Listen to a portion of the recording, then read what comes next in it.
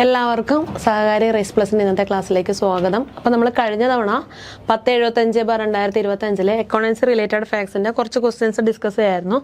അപ്പോൾ എല്ലാവരും അത് നോട്ട്ബുക്കിലോട്ട് പകർത്തി എഴുതി നന്നായിട്ട് ആ റിലേറ്റഡ് ഫാക്ട്സ് നന്നായിട്ട് പഠിക്കണം കേട്ടോ.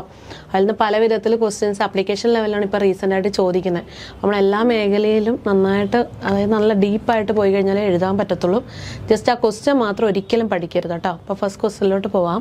What is a formula to find out the balance of liability in the balance sheet of a cooperative society? ഒരു കോപ്പറേറ്റീവ് സൊസൈറ്റിയിലെ ബാലൻസ് ഷീറ്റിലെ ലയബിലിറ്റി കണ്ടുപിടിക്കാനുള്ള ഫോർമുലയാണ് നമ്മളോട് ചോദിച്ചിരിക്കുന്നത്. അപ്പോൾ ഒരു കോപ്പറേറ്റീവ് സൊസൈറ്റിയിൽ എങ്ങനെയാണ് നമ്മൾ ഫിനാൻഷ്യൽ സ്റ്റേറ്റ്മെൻറ്റ് പ്രിപ്പയർ ചെയ്യുമ്പോൾ ആദ്യ പടി എന്തുവാ? ഡേ ബുക്കാണ് വരുന്നത്. അത് പ്രൈം എൻട്രി എന്ന് പറഞ്ഞിട്ട് നമ്മുടെ ഡേ ബുക്കാണ് വരുന്നത്. പിന്നെ നമ്മൾ ജനറൽ ലെഡ്ജറിലോട്ട് പോകും. ജനറൽ ലെഡ്ജറിൻ്റെ ടോട്ടൽ വെച്ചിട്ട് നമ്മൾ എങ്ങോട്ടേക്ക് മാറുടെ R&D പ്രിപ്പയർ ചെയ്യും. ഈ R&Dയുടെ പിൻബലത്തിലാണ് നമ്മൾ ഫിനാൻഷ്യൽ സ്റ്റേറ്റ്മെൻറ്റ് ഓരോ കോപ്പറേറ്റീവ് സൊസൈറ്റിയിലും പ്രിപ്പയർ ചെയ്യുന്നത്.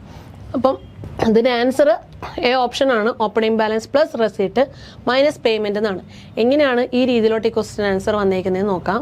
Financial statement include trading and profit and loss account and the balance sheet which are prepared from the R&D statement. ഞാൻ പറഞ്ഞു നമ്മുടെ കമേഴ്ഷ്യൽ അക്കൗണ്ടിങ്ങിലാണെങ്കിൽ നമ്മൾ എല്ലാം പ്രിപ്പയർ ചെയ്യുന്നത് trading and profit and loss account prepare ചെയ്യുന്നത് നമ്മുടെ ട്രയൽ ബാലൻസിന്റെ ബലത്തിലാണ്. അപ്പോൾ ഇവിടെയാണെങ്കിൽ ട്രയൽ ബാലൻസിന് പകരം നമ്മൾ പ്രിപ്പയർ ചെയ്യുന്നത് R&D സ്റ്റേറ്റ്മെന്റ് ആണ്, receipt and disbursement statement. R&D statement contained variant types of accounts that are needed for the preparation of financial statement. നമ്മൾ nominal account, real account, personal account എല്ലാ ഡീറ്റെയിൽസും എന്തിലുണ്ടാവും? R&D ഉണ്ടാവും. ഇതെല്ലാം കൊണ്ടാണ് നമ്മൾ എന്ത് ചെയ്യുന്നത്? ഫിനാൻഷ്യൽ സ്റ്റേറ്റ്മെന്റ് പ്രിപ്പയർ ചെയ്യുന്നത്. Nominal accounts on the receipt side of R&D statement represent income. അതായത് R&Dയുടെ റെസീറ്റ് സൈഡിൽ നോമിനൽ അക്കൗണ്ട് ആണെങ്കിൽ അത് ഇൻകം ആണെങ്കിൽ അത് റെസീറ്റ് സൈഡിൽ കാണിക്കും, എക്സ്പെൻസ് ആണെങ്കിൽ അത് പേയ്മെന്റ് സൈഡിലും കാണിക്കും. നോമിനൽ അക്കൗണ്ട് എക്സ്പെൻസിന്റെ ഇൻകത്തിന്റെ അക്കൗണ്ട് ആണല്ലോ. അപ്പോൾ അത് ഇൻകം ആണെങ്കിൽ R&D സ്റ്റേറ്റ്മെന്റ് റെസീറ്റ് സൈഡും, എക്സ്പെൻസ് ആണെങ്കിൽ ലയബിലിറ്റി സൈഡിലാണ് കാണിക്കുന്നത്. ഡയറക്റ്റ് എക്സ്പെൻസ് ഉണ്ടെങ്കിൽ നമ്മൾ ഡയറക്റ്റ് അല്ല, നമ്മുടെ ട്രേഡിംഗ് അക്കൗണ്ട് അല്ലേ. Direct expense and direct incomes are use to prepare trading account. Direct എക്സ്പെൻസും ഡയറക്റ്റ് ഇൻകവും ഉപയോഗിക്കുന്നത് നമ്മൾ എന്താ? ട്രേഡിംഗ് അക്കൗണ്ട് പ്രിപ്പയർ ചെയ്യാനാണ്. ഇൻഡയറക്റ്റ് എക്സ്പെൻസും ഇൻഡയറക്റ്റ് ഇൻകം ഉണ്ടെങ്കിൽ അത് നമ്മൾ ഏതിലോട്ട് മാറ്റും? പ്രോഫിറ്റ് ആൻഡ് ലോസ് അക്കൗണ്ടിലോട്ട് മാറ്റും. ഡയറക്റ്റ് ആണ് ട്രേഡിംഗ് അക്കൗണ്ട്, ഇൻഡയറക്റ്റ് ആണ് profit and loss account. Real and നമ്മൾ നോമിനൽ അക്കൗണ്ട് കേസ് നമ്മൾ നേരത്തെ പറഞ്ഞു, ഇൻകം ആണെങ്കിൽ റെസീറ്റ് സൈഡും എക്സ്പെൻസ് ആണെങ്കിൽ ലയബിലിറ്റി സൈഡും എന്ന് പറഞ്ഞു. അപ്പം റിയൽ ആൻഡ് പേഴ്സണൽ അക്കൗണ്ട് ആണെങ്കിൽ അവിടെ എന്ത് ചെയ്യും? റെസീറ്റ് സൈഡിൽ ലയബിലിറ്റീസും പേയ്മെന്റ് സൈഡിൽ അസറ്റും. ഇത് നോക്കണം കേട്ടോ. റെസീറ്റ് സൈഡിൽ റെപ്രസെന്റ് ചെയ്യുന്ന ലയബിലിറ്റീസും അതുപോലെ തന്നെ പേയ്മെന്റ് സൈഡ് റെപ്രസെന്റ് അസറ്റും. റെസീറ്റ് എന്ന് പറഞ്ഞാൽ നമ്മുടെ എന്താ? ഡെപ്പോസിറ്റ്. പേയ്മെന്റ് എന്ന് പറഞ്ഞാൽ നമ്മുടെ ലോണ്. അപ്പം നമ്മുടെ റെസീറ്റും അതായത് നമ്മുടെ അസറ്റ്, അതായത് നമുക്ക് ലോണാണ് അസറ്റ്, നമ്മുടെ ഡെപ്പോസിറ്റ് എന്താ? നമുക്ക് ലയബിലിറ്റിയാണ്. അപ്പോൾ റെസീറ്റും അതുപോലെ തന്നെ പേയ്മെന്റ് സൈഡുമാണ് കേസ് പറയണത്. To find out the balance of liability in the balance sheet. ഇനി ബാലൻസ് ഷീറ്റിൽ നമ്മുടെ ഇക്വേഷനാണ് നമ്മൾ പറയാൻ പോണത്. എങ്ങനെയാണ് ലയബിലിറ്റി കണ്ടുപിടിക്കുക? ഒരു ഇക്വേഷൻ പഠിക്കുമ്പോഴും നിങ്ങൾ ഏതെങ്കിലും ഒരെണ്ണം പഠിക്കുക. ലയബിലിറ്റി എന്ന് പറഞ്ഞു കഴിഞ്ഞാൽ റെസീറ്റ് നമ്മുടെ ഇങ്ങോട്ടേക്ക് എന്താ? നമ്മുടെ ഡെപ്പോസിറ്റ് മൈനസ് ഡിസ്പേഴ്സ്മെന്റ് അല്ലെങ്കിൽ നിങ്ങളുടെ ചിലപ്പോൾ ആൻസറിൽ പേയ്മെന്റ് എന്ന് തരും. ഡിസ്പേഴ്സ്മെന്റ് അല്ലെങ്കിൽ പേയ്മെന്റ്. നിങ്ങൾ ഇങ്ങനെ പഠിച്ചാൽ മതി. ലയബിലിറ്റി എന്ന് പറഞ്ഞു കഴിഞ്ഞാൽ R-P അല്ലെ R-D. Liability is equal to receipt minus disbursement. അപ്പോൾ അസറ്റ് നോക്കിയേ, ഡിസ്പേഴ്സ്മെന്റ് അല്ലെ പേയ്മെന്റ് മൈനസ് റെസീറ്റ്. ഒരെണ്ണം പഠിക്കുക, രണ്ടെണ്ണം പഠിക്കുമ്പോൾ ചിലപ്പോൾ കൺഫ്യൂസിങ് ആയിരിക്കും. R-P അല്ലെ R-D തീർന്നു. Liability is equal to R-P. ഇനി ഓപ്പണിംഗ് ബാലൻസ് അല്ലെങ്കിൽ നിങ്ങൾക്ക് ഒരു തവണ എക്സാമിന് ചോദിച്ചു സെക്കൻഡ് ഇയർ ഓൺവേർഡ്സിലുള്ള ഇക്വേഷൻ. അപ്പോൾ ഓപ്പണിംഗ് ബാലൻസ് തരുവാണെങ്കിൽ എന്ത് ചെയ്യും? ലയബിലിറ്റി എന്ന് പറഞ്ഞു കഴിഞ്ഞാൽ ഓപ്പണിംഗ് ബാലൻസിൻ്റെ കൂടെ നമ്മൾ നേരത്തെ equation receipt minus disbursement. Asset ആണെങ്കിൽ എന്ത് ചെയ്യും? Opening balance plus disbursement minus receipt. ഇതാണ് നമ്മുടെ ബാലൻസ് ഷീറ്റ് ഇക്വേഷൻ എന്നറിയപ്പെടുന്നത്. ഇതാണ് ഇമ്പോർട്ടൻറ്റ്. 2 or 3 തവണ നിങ്ങളോട് ചോദിച്ച ക്വസ്റ്റ്യൻസ് ആണിത്. ചിലപ്പോൾ അസറ്റ് ചോദിക്കാം, ലയബിലിറ്റിയും ചോദിക്കാം. ലയബിലിറ്റിയാണ് ഇപ്പം നമ്മുടെ കണ്ടത്, അസറ്റും ചോദിക്കാം. അപ്പം ലയബിലിറ്റി എന്ന് പറഞ്ഞു കഴിഞ്ഞാൽ R-D അല്ലെങ്കിൽ R-P ആണ്. ഇനി ക്വസ്റ്റ്യനിലേക്ക് നമുക്ക് പോവാം. ക്വസ്റ്റ്യൻ എന്തായിരുന്നു നോക്കാമല്ലോ. What is the formula to find out the balance of liability? Liability എന്ന് പറഞ്ഞു കഴിഞ്ഞാൽ R-P അല്ലെങ്കിൽ R-D. നോക്കി ഇതിൽ ഏതാണ് R-P? ഒന്നാമത് തന്നെയാണ് അല്ലേ, R-P. ഓപ്പണിംഗ് ബാലൻസ് ഉണ്ടെങ്കിൽ അതിൻ്റെ കൂടെ ആഡ് ചെയ്യുക. Opening balance plus receipt minus payment. R-P ആണ് നമ്മുടെ ലയബിലിറ്റി കാണാനുള്ള equation. Opening balance plus receipt minus payment. Okay ആണല്ലോ അത്. Next question, debtors ledger contains the accounts of. ഇത് നിങ്ങൾക്ക് ഒത്തിരി തവണ പ്രീവിയസ് തിരിച്ച് മറിച്ചൊക്കെ ചോദിക്കും. ഏറ്റവും ഇമ്പോർട്ടൻ്റ് ആയിട്ട് പഠിക്കേണ്ടത് ഇതിൻ്റെ വേറെ പേരാണ് സെയിൽസ് ലെഡ്ജർ. ഏറ്റവും ഇമ്പോർട്ടൻ്റ് ഇതാണ്. കാരണം എന്താ വെച്ചാൽ ഡെറ്റേഴ്സ് എന്ന് പറഞ്ഞു കഴിഞ്ഞാൽ ഡെറ്റേഴ്സ് നമുക്ക് എപ്പോഴാണ് വരണേ? നമ്മൾ ഒരാൾക്ക് സാധനം വിൽക്കുമ്പോഴാണ് കറണ്ട് അസറ്റായ ഡെറ്റേഴ്സ് നമ്മുടെ കയ്യിൽ വരണേ. അപ്പോൾ സാധനം വിൽക്കുമ്പം നമ്മൾ ബിസിനസ്സാണ് കേട്ടോ. അപ്പോൾ ആൾക്ക് വിൽക്കുമ്പോൾ ആൾ നമ്മുടെ കസ്റ്റമേഴ്സാണ്. അപ്പോൾ ഇത് ആരുടെ അക്കൗണ്ട് ആയിരിക്കും? ഡെറ്റേഴ്സ് എന്ന് പറഞ്ഞാൽ നമ്മൾ സാധനം വിൽക്കുന്നു, ഒരാൾക്ക് വിൽക്കുമ്പോൾ ഡെറ്റേഴ്സാണ്. അപ്പം കസ്റ്റമേഴ്സിൻ്റെ ആണ് കേട്ടോ. ഡെറ്റേഴ്സ് ലെഡ്ജർ എന്ന് പറഞ്ഞു കഴിഞ്ഞാൽ കസ്റ്റമേഴ്സിൻ്റെ ആണ്. പിന്നെ ഇതിൻ്റെ വേറെ പേര് സെയിൽസ് ലെഡ്ജറാണ്. അപ്പോൾ മാറിപ്പോവാൻ ചാൻസ് എന്ന് വെച്ചാൽ സെയിൽസ് നമ്മൾ എപ്പോഴും ക്രെഡിറ്റ് ബാലൻസ് എന്ന് വിളിക്കും. അപ്പോൾ അതിന് നമുക്ക് ആ ബേസിൽ നമ്മൾ ചിലപ്പോൾ ക്രെഡിറ്റേഴ്സ് ലെഡ്ജറിലോട്ടൊക്കെ പോകാം. ഓപ്ഷൻ വഴി നമുക്ക് മാറിപ്പോകുന്നൊരു ക്വസ്റ്റ്യൻ ആണ്. അപ്പോൾ ഡെറ്റേഴ്സ് ലെഡ്ജറിൻ്റെ വേറെ പേരാണ് സെയിൽസ് ലെഡ്ജർ. ഡെറ്റേഴ്സ് എപ്പോഴാണ് ഉണ്ടാവുന്നത്? സെയിൽസ് ചെയ്യുമ്പോൾ. അത്രയും ആലോചിച്ചാലും മതി. ഡെറ്റേഴ്സ് ലെഡ്ജർ സെയിൽസ് ലെഡ്ജർ എന്ന് അറിയപ്പെടും. അപ്പോൾ അതിൽ ആരുടെ അക്കൗണ്ട്സ് ആണ് അതിലുണ്ടാവുന്നത്? കസ്റ്റമേഴ്സിൻ്റെ അക്കൗണ്ട്സ് ആണ് ഉണ്ടാവുന്നത്. അപ്പോൾ എന്തൊക്കെയാണെന്ന് നോക്കാം. Debtors ledger is a subsidiary ledger that contain. ലെഡ്ജറിന് നമ്മൾ പേഴ്സണൽ ലെഡ്ജറും ഇംപേഴ്സണൽ ലെഡ്ജർ എന്ന് മാറ്റുന്നുണ്ട്. അപ്പോൾ അതിൽ പേഴ്സണൽ ലെഡ്ജറിൽ വരുന്നതാണ് ഡെറ്റേഴ്സും ക്രെഡിറ്റേഴ്സ് ledger. അപ്പോൾ debtors ledger is a subsidiary ledger that contains the individual accounts of customers. ഇത് അണ്ടർലൈൻ ചെയ്ത് പഠിക്കണം. Individual accounts of customers or debtors who purchase goods or services on credit. It records credit sales. അതിൽ ഈ നമ്മളെ credit sales, നമ്മൾ cash സെയിൽസിലൊക്കെ നമ്മൾ cash ബുക്കിൽ ചെയ്യുന്നുണ്ട്. അപ്പോൾ ക്രെഡിറ്റ് സെയിൽസ് ആണ് നമ്മൾ സെയിൽസ് ബുക്ക് വരുന്നുണ്ട് സബ്സിഡറിയിൽ. അപ്പോൾ അതുപോലെ തന്നെ അതിൽ ക്രെഡിറ്റ് സെയിൽസുമായിട്ട് ബന്ധപ്പെട്ട് വരുന്നുണ്ട്, സെയിൽസ് റിട്ടേൺ വരുന്നുണ്ട്. ഈ ക്യാഷ് റിസീവ്ഡ് എന്താണെന്ന് ഉദ്ദേശിക്കുന്നതെന്ന് വെച്ച് കഴിഞ്ഞാൽ, ഇപ്പോൾ 1,00,000 രൂപ നമുക്ക് പൈസ കിട്ടാനുണ്ട്. ഡെറ്റേഴ്സ് 1,00,000 രൂപ നമുക്ക് 10,000 രൂപ ആൾ തന്നു. അപ്പം നമ്മളത് അവിടെ രേഖപ്പെടുത്തണ്ടല്ലേ. പിന്നെ നമ്മുടെ ഡെറ്റേഴ്സിന് 90,000 രൂപയിലേ തരാനുള്ളൂ. 1,00,000 തരാനുണ്ട് എന്ന് പറയുന്ന ആൾ 10,000 രൂപ നമുക്ക് തന്നു. ഇനി നമുക്ക് അയാൾ എത്ര തരാനുണ്ടെന്ന് വെച്ചാൽ 90,000 രൂപയേ ഉള്ളൂ. അപ്പോൾ ആ ക്യാഷ് കിട്ടി നമ്മൾ എഴുതണ്ടേ. അതുകൊണ്ടാണ് അത് പറയുന്നത്. ബിൽസ് റിസീവബിൾ ആക്സെപ്റ്റഡ്, അവർക്ക് ആർക്കെങ്കിലും ഡിസ്കൗണ്ട് കൊടുത്തിട്ടുണ്ടെങ്കിൽ അത്, ഇതൊക്കെ നമ്മൾ ഇതിലുണ്ടാവും, നമ്മുടെ ഈ ഡെറ്റേഴ്സ് ലെഡ്ജറിൽ ഉണ്ടാവും. Each debtor has a separate personal account enabling the business to know the exact amount receivable from every customer. ഓരോ കസ്റ്റമറിന് ഓരോ പേഴ്സണൽ അക്കൗണ്ട് ഉണ്ടാവും. ഇത് എല്ലായിടത്തും ഉണ്ടെന്ന് പറയണം. അപ്പം ABCD എന്ന് പറഞ്ഞിട്ട് കുറേ പേരുണ്ടെങ്കിൽ നമുക്കിതെല്ലാം ബാലൻസ് ഷീറ്റിൽ കൊണ്ട് എഴുതാൻ പറ്റത്തില്ല. അപ്പം നമ്മളത് എന്ത് ചെയ്യും? The total of individual debtor balances is reflected in the general ledger. General ledger എന്തായിട്ട് കാണിക്കും? സൺട്രി ഡെറ്റേഴ്സ് ആയിട്ടോ അക്കൗണ്ട്സ് റിസീവബിൾ ആയിട്ടോ കാണിക്കും. സൺട്രി ഡെറ്റേഴ്സ് ആയിട്ടോ അക്കൗണ്ട്സ് റിസീവബിൾ ആയിട്ടോ കാണിക്കും. Transaction as posted to the debtors ledger from subsidiary books such as. ഏതൊക്കെ subsidiary book എന്നാണ് ട്രാൻസാക്ഷൻ ഡെറ്റേഴ്സ് ലെഡ്ജറിലോട്ട് മാറ്റുന്നത്? നമ്മൾ ജേണലിൽ നമ്മൾ സബ് ഡിവൈഡ് ചെയ്തിട്ട് കുറേ സബ്സിഡറി ബുക്ക് ആക്കണില്ലേ. അപ്പോൾ അത് ഏതിൽ നിന്നൊക്കെയാണ് വരുന്നത്? സെയിൽസ് ബുക്ക് എന്ന് വരും, സെയിൽസ് റിട്ടേൺ ബുക്ക് എന്ന് വരും, സെയിലുമായി ബന്ധപ്പെട്ടതല്ല ഇതിൽ വരണേ, ക്യാഷ് ബുക്ക് എന്ന് വരും, ബിൽസ് റിസീവബിൾ ബുക്ക് എന്ന് വരും. ഇതൊക്കെ കൂടിയിട്ടാണ് ഇതിലോട്ട് വരുന്നത്, നമ്മുടെ ഡെറ്റേഴ്സ് ലെഡ്ജറിലോട്ട് വരുന്നത്. അപ്പോൾ ഇതിൽ നിന്നൊക്കെ വരും സെയിൽസ് ബുക്ക് എന്ന് വരും, sales return book. Sales book എന്ന് പറഞ്ഞാൽ ക്രെഡിറ്റ് സെയിൽ നോക്കുന്നതല്ലേ. സെയിൽസ് റിട്ടേൺ ബുക്ക് എന്ന് വരും, ക്യാഷ് ബുക്ക്. ഞാൻ നേരത്തെ പറഞ്ഞില്ല, ഒരാൾ ചിലപ്പോൾ പൈസ തരുവാണെങ്കിൽ അത്, ബിൽസ് റിസീവബിൾ ബുക്ക്. ഇതിൽ നിന്നൊക്കെയുള്ള കാര്യങ്ങളാണ് പോസ്റ്റ് ചെയ്യുന്നത് ഡെറ്റേഴ്സ് ലെഡ്ജറിന്. നെക്സ്റ്റ് നോക്കിയേ, important debtors ledger is known as sales ledger. Debtors ലെഡ്ജറിന് സെയിൽസ് ലെഡ്ജർ എന്ന് പറയും, as it related to credit sales. Debtors ledger helps in tracking receivables and credit control. എത്രത്തോളം നമുക്ക് തരാനുണ്ട് ആൾക്കാർ, ഇതൊക്കെ ട്രാക്ക് ചെയ്യണമെങ്കിൽ നമ്മൾ ആ ഡെറ്റേഴ്സ് ലെഡ്ജർ നോക്കിയാൽ മതിയല്ലോ. Creditors ledger contain individual personal accounts of suppliers. അടുത്ത PYQ ആണ്. നോക്കിയാൽ ഡെറ്റേഴ്സ് ലെഡ്ജർ എന്ന് പറഞ്ഞു കഴിഞ്ഞാൽ നമ്മൾ സാധനം വിൽക്കുമ്പോൾ നമുക്കുണ്ടാകുന്ന കസ്റ്റമർ. ക്രെഡിറ്റേഴ്സ് ലെഡ്ജർ എന്ന് പറഞ്ഞാൽ എന്താ? നമ്മൾ ബിസിനസ്സാണ്, നമ്മൾ ആരുടെയും കയ്യിൽ നിന്ന് സാധനങ്ങൾ കടത്തിന് മേടിക്കുക, അപ്പോഴല്ലേ നമ്മൾ അവരുടെ ക്രെഡിറ്ററാണ്, നമ്മുടെ ലയബിലിറ്റി അല്ലേ അത്. അപ്പോൾ ക്രെഡിറ്റേഴ്സ് ലെഡ്ജർ എന്ന് പറഞ്ഞു കഴിഞ്ഞാൽ സപ്ലയേഴ്സിൻ്റെ ആയിരിക്കും. Contain individual person accounts of suppliers from ഹൂം goods and service R purchased on credit. നമ്മൾ കടത്തിന് ആരുടെ കയ്യിൽ നിന്നാണ് സാധനം മേടിച്ചത്? നമ്മുടെ സപ്ലയേഴ്സ്. ആ സപ്ലയേഴ്സിൻ്റെ പേഴ്സണൽ അക്കൗണ്ടാണ് നമ്മൾ ക്രെഡിറ്റേഴ്സ് ലെഡ്ജർ. അതിലുള്ള കാര്യങ്ങളാണ് ഇതിൽ വരുന്നത്, ക്രെഡിറ്റേഴ്സ് ലെഡ്ജറിൽ വരുന്നത്. ഇതിനെ നമ്മൾ നേരത്തെ നമ്മൾ സെയിൽസ് ലെഡ്ജർ പറയുകയാണെങ്കിൽ ഇതിന് പർച്ചേസ് ലെഡ്ജർ എന്ന് പറയും. Creditors ledger contains the individual personal accounts of suppliers from whom goods and services are purchased on credit. It records credit purchases from suppliers. Supplier account is generally credited for credit purchase. The total of supplier, നമ്മൾ നേരത്തെ പറഞ്ഞ പോലെ തന്നെ sundry debtors ഉള്ള പോലെ ഇവിടെ sundry creditors ഉണ്ടാവും. General ledger through a creditors, that means accounts payable. ലയബിലിറ്റിയാണ്. It helps in tracking amount payable supplier wise. നമ്മൾ ആർക്കൊക്കെ കൊടുക്കാനുണ്ട്, എമൗണ്ട് പേയബിൾ നമ്മൾ ആർക്കൊക്കെ കൊടുക്കാനുണ്ട്, അതൊക്കെയാണ് നമ്മുടെ സപ്ലൈസിന് കൊടുക്കാനുണ്ട്. ഇതൊക്കെ നമുക്ക് ട്രാക്ക് ചെയ്യാൻ പറ്റും. അപ്പം ഇത്രയും കാര്യങ്ങളാണ് ഡെറ്റേഴ്സ് ലെഡ്ജറിൽ പഠിക്കാനുള്ളത്. വേറെ പേര് നന്നായിട്ട് പഠിക്കുക. സെയിൽസ് ലെഡ്ജറാണ്, റിലേറ്റ് ടു ക്രെഡിറ്റ് സെയിലാണ് ഡെറ്റേഴ്സ് ലെഡ്ജർ. നമുക്ക് റിസീവബിൾ എത്ര നമുക്ക് കിട്ടാനുള്ളതാണ് ട്രാക്ക് ചെയ്യാൻ പറ്റും. ക്രെഡിറ്റേഴ്സ് ലെഡ്ജറിൽ സപ്ലൈസിൻ്റെ വിവരങ്ങളാണ് ക്രെഡിറ്റേഴ്സ് ലെഡ്ജറിൽ അടങ്ങിയിരിക്കുന്നത്. ഇത് അതിൻ്റെ ജസ്റ്റ് ഒരു ഫോർമാറ്റാണ് സൺഡ്രി ഡെറ്റേഴ്സ് അക്കൗണ്ടിൻ്റെയും സൺഡ്രി ക്രെഡിറ്റേഴ്സ് അക്കൗണ്ടിൻ്റെയും. അടുത്ത question, heavy advertisement expense to launch a new product in the market is dash expenditure. Heavy advertisement expense ആണ്. നമ്മുടെ ഒരു പുതിയ പ്രൊഡക്റ്റ് ലോഞ്ച് ചെയ്യണമെങ്കിൽ നമുക്ക് നല്ല അഡ്വർടൈസ്മെന്റ് ക്യാമ്പയിൻ ചെയ്യണം. അപ്പം പുതിയൊരു പ്രൊഡക്റ്റ് ലോഞ്ച് ചെയ്യുമ്പോൾ വലിയൊരു അഡ്വർടൈസ്മെന്റ് ഉണ്ടെങ്കിൽ അത് ഏത് എക്സ്പെൻസിൻ്റെ കാറ്റഗറിയിലാണ് വരുന്നതെന്നാണ്. ഡെഫേർഡ് റവന്യൂ എക്സ്പെൻഡിച്ചറിൻ്റെ കാറ്റഗറിയിലാണ് വരുന്നത്. അപ്പോൾ എക്സ്പെൻഡിച്ചറിൻ്റെ ഓരോ ക്ലാസിഫിക്കേഷനായിട്ട് നമുക്ക് നോക്കാം. ബിസിനസ് ട്രാൻസാക്ഷനിൽ നമ്മൾ റെസീറ്റും ഉണ്ട് എക്സ്പെൻഡിച്ചറും ഉണ്ട് അല്ലേ. അപ്പോൾ അതിൽ ക്യാപിറ്റൽ റെസീറ്റ് ഉണ്ട്, അതുപോലെ തന്നെ റവന്യൂ റെസീറ്റ് ഉണ്ട്. എന്താണ് ഇത് തമ്മിലുള്ള വ്യത്യാസം എന്നറിയാമോ?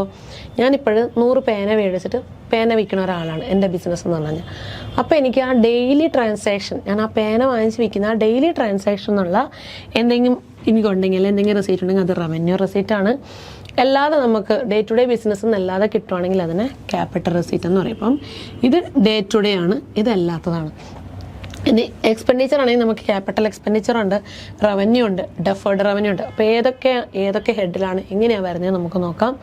ഒന്ന് എക്സ്പെൻഡിച്ചർ. അതായത് എക്സ്പെൻഡിച്ചർ എന്താണെന്ന് വെച്ച് കഴിഞ്ഞാൽ നമ്മൾ കൺസ്യൂം ചെയ്യുന്നത്, അതായത് നമ്മുടെ റിസോഴ്സസ് വെച്ചിട്ട് നമ്മൾ ഇൻകം ഏൺ ചെയ്യുന്നുണ്ട്. അപ്പോൾ ആ നമ്മൾ കൺസ്യൂം ചെയ്യുന്നില്ല, നമ്മൾ എന്താ ഉപയോഗിച്ചിട്ടാണ് ഇൻകം ഏൺ ചെയ്യുന്നത്, അതിനെയാണ് നമ്മൾ എക്സ്പെൻഡിച്ചർ എന്ന് വിളിക്കുന്നത്. Expenditure is the amount of resources consumed. എക്സ്പെൻഡിച്ചറിൽ എന്തൊക്കെ വരുന്നുണ്ട്? റവന്യൂ എക്സ്പെൻഡിച്ചർ ഓർ എക്സ്പെൻസസ് വരുന്നുണ്ട്, ക്യാപിറ്റൽ എക്സ്പെൻഡിച്ചർ വരുന്നുണ്ട്, ഡെഫേർഡ് റവന്യൂ എക്സ്പെൻഡിച്ചറും വരുന്നുണ്ട്. റവന്യൂ എക്സ്പെൻഡിച്ചറും ഉണ്ട്, ക്യാപിറ്റൽ എക്സ്പെൻഡിച്ചറും ഉണ്ട്, ഡെഫേർഡ് റവന്യൂ എക്സ്പെൻഡിച്ചറും ഉണ്ട്. Revenue, capital, deferred revenue. Revenue expenditure എക്സ്പെൻസിൽ എന്തൊക്കെയാണ് പറഞ്ഞതെന്ന് നോക്കാം. ഇതിൽ തന്നിരിക്കുന്ന എല്ലാം നിങ്ങളുടെ പ്രീവിയസ് ക്വസ്റ്റ്യൻ ആണ്. ഇത് പക്ക അതുപോലെ പഠിക്കണം.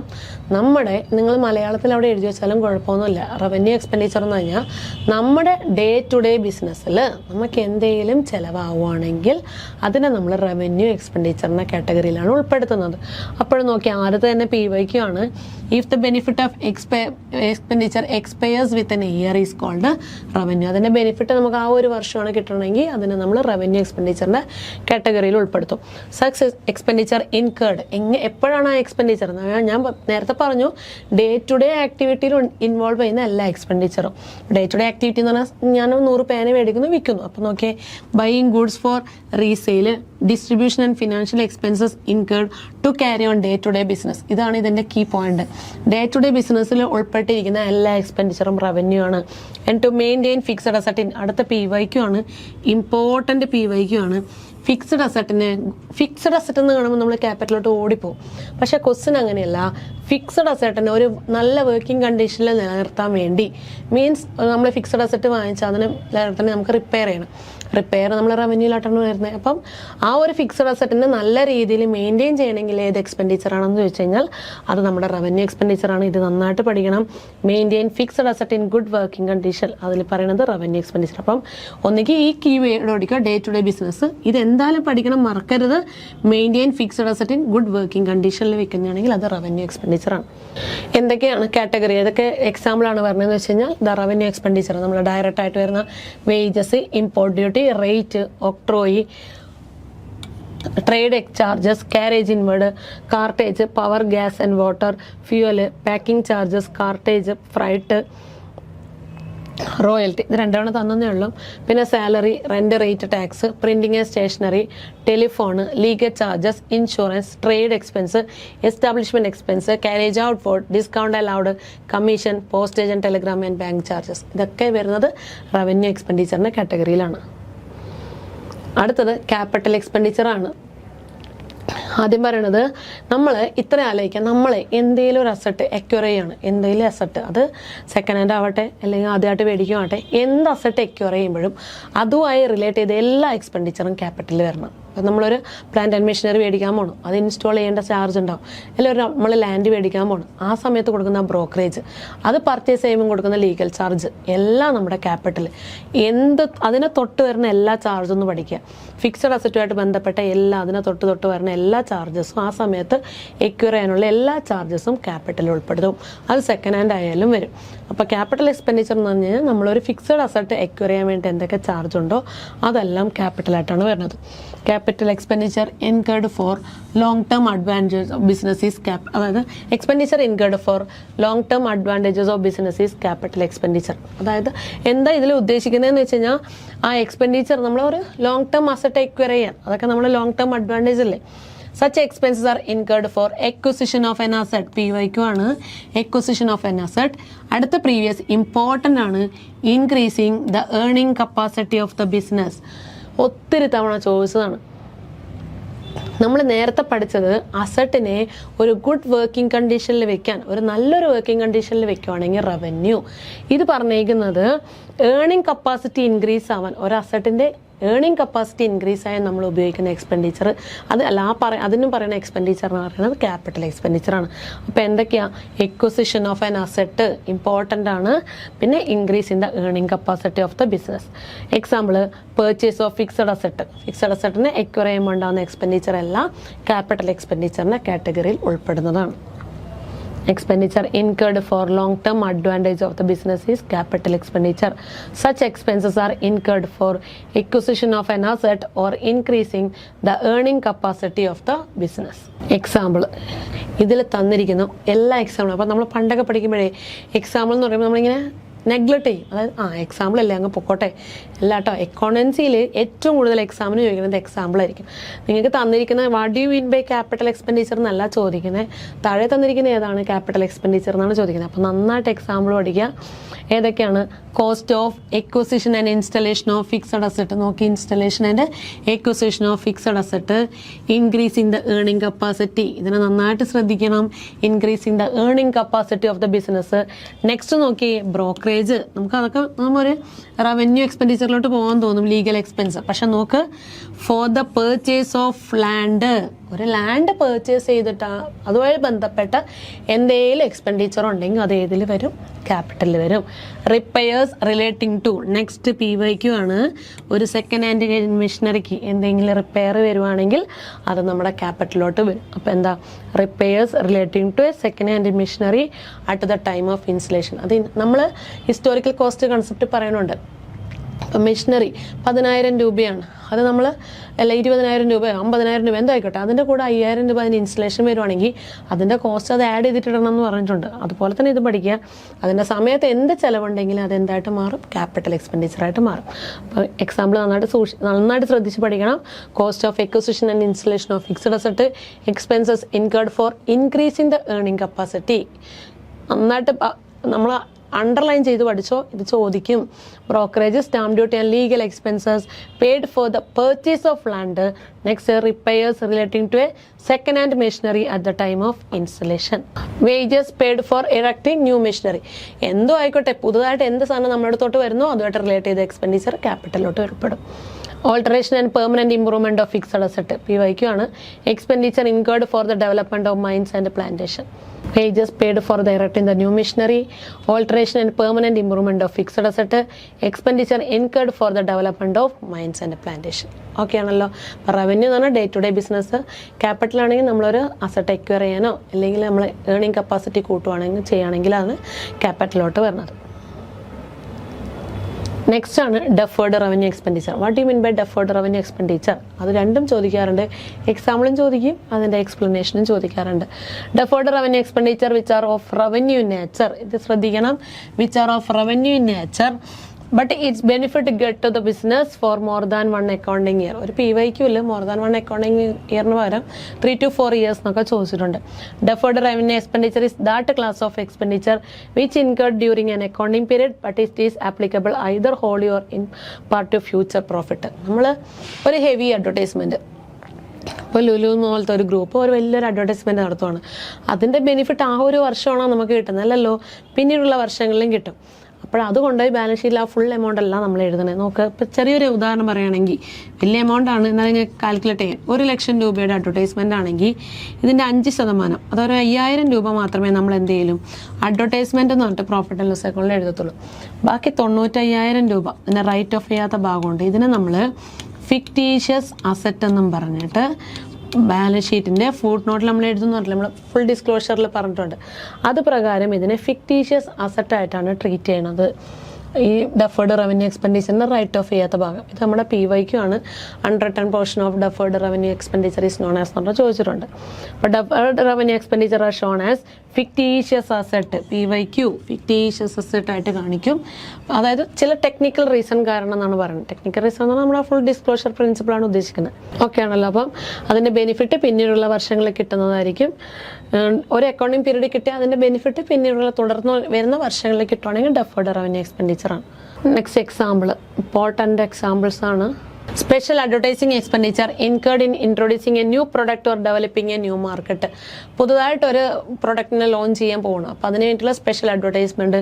Heavy loss on non insured asset, insured അല്ലാത്ത അസറ്റിന് ഉണ്ടാകുന്ന എന്തെങ്കിലും വലിയൊരു loss, heavy loss on insured asset. Discount allowed on issuer shares and debentures. Cost of construction or extension of lease building. Cost of construction or extension of lease building.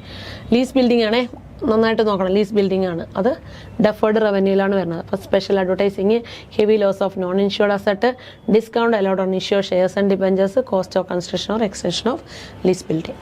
Cost of dismantling, നമ്മൾ എന്താ വലിയ വലിയ building ഒക്കെ അടിച്ച് നികത്തുന്നൊക്കെ കാണാറില്ല. അപ്പോൾ dismantling, removing and reinstalling the plant and machinery etcetera. ഒരു കൺവീനിയൻറ്റ് പ്ലേസിലോട്ട് നമ്മൾ ബിസിനസ്സിനെ മാറ്റുവാണെങ്കിൽ അതും ഡെഫേർഡ് റവന്യൂവിൽ വരും കേട്ടോ. പക്ഷേ സ്റ്റോക്കിനൊക്കെ റിമൂവ് ചെയ്യുകയാണെങ്കിൽ അത് റവന്യൂവിൽ വരും. Cost of shift in the business into a more convenient, ഇത് നിങ്ങൾക്ക് PYQ ചോദിച്ചതാണ്. കൺവീനിയൻറ്റ് ലൊക്കാലിറ്റി, പുതിയൊരു ലൊക്കാലിറ്റിയിലോട്ട് മാറ്റുവാണെങ്കിൽ അത് ഡെഫേർഡ് റവന്യൂവിലോട്ടാണ് വരുന്നത്. 2 രൂപയോ 3 രൂപയോ ഒന്നും ആയിരിക്കത്തില്ലല്ലോ, കോടിക്കണക്കിന് രൂപയായിരിക്കും. അപ്പോൾ അതൊക്കെ വരുന്നത് ഡെഫേർഡ് റവന്യൂവിലാണ്. പ്രിലിമിനറി എക്സ്പെൻസ് എല്ലാം പ്രീവിയസ് ആണ്. Cost of dismantling, removing and reinstalling the plant and machinery, cost of shifting the business into a more convenient locality, preliminary expense. ഇതെല്ലാം ഏതിൽ വരുന്നതാണ്? ഡെഫേർഡ് റവന്യൂ എക്സ്പെൻഡിച്ചറിൻ്റെ കാറ്റഗറിയിൽ വരുന്നതാണ്. അപ്പോൾ ഓക്കെ ആണല്ലോ. ഒന്നുകൂടി പറഞ്ഞുതരാം. ഇപ്പം 3 എക്സ്പെൻഡിച്ചറാണ് നമ്മളിപ്പോൾ പറഞ്ഞത്. റവന്യൂ എന്ന് പറഞ്ഞാൽ ഡേ ടു ഡേ ബിസിനസ്, അതുപോലെ നമ്മുടെ അസറ്റിനെ ഗുഡ് വർക്കിംഗ് കണ്ടീഷനിൽ വെക്കുന്നത് റവന്യൂ ആണ്. ക്യാപിറ്റൽ എന്ന് പറഞ്ഞാൽ നമ്മൾ പുതിയ ഫിക്സഡ് അസറ്റ് എക്വയർ ചെയ്യാൻ, അല്ലെങ്കിൽ ന്യൂ സെക്കൻഡ് ഹാൻഡ് ആയിക്കോട്ടെ, എന്ത് ഫിക്സഡ് അസറ്റും എക്വയർ ചെയ്യുമ്പോൾ എന്ത് എക്സ്പെൻസ് ഉണ്ടെങ്കിൽ അത് ക്യാപിറ്റലിൽ വിടും. ഡെഫേർഡ് റവന്യൂ എന്ന് പറഞ്ഞു കഴിഞ്ഞാൽ അതിൻ്റെ റവന്യൂ നാച്ചുറലാണ്, അതിൻ്റെ ബെനിഫിറ്റ് പിന്നീടുള്ള വർഷങ്ങളിൽ കിട്ടുവാണെങ്കിൽ അത് ഡെഫേർഡ് റവന്യൂവിൽ വരും. എല്ലാത്തിൻ്റെ എക്സാമ്പിൾ നന്നായിട്ട് നോക്കി വയ്ക്കണം, നന്നായിട്ട് പഠിക്കുക. എല്ലാവർക്കും നല്ലൊരു ദിവസം ആശംസിക്കുന്നു. Thank you.